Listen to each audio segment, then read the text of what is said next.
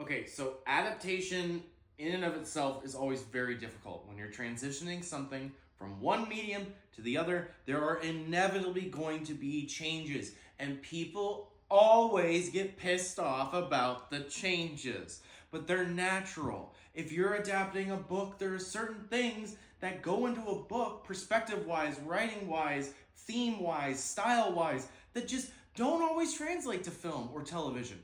Likewise, there's things in video games that don't always translate. And also, there are some movies that maybe just aren't really great books because it's all pretty much right there, right?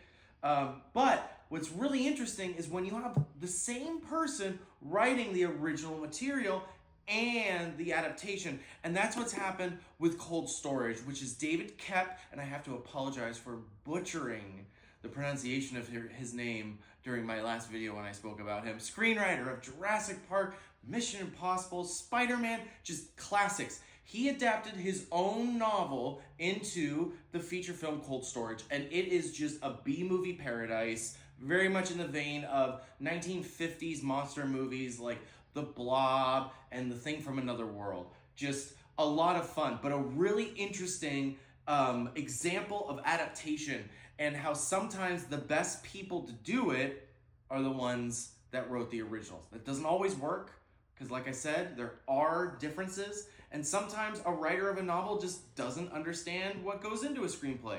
Not the case. This is really fun. This was a great watch. Since you're talking about adaptations, can we talk about The Housemaid? Okay, yeah, let's talk about Housemaid.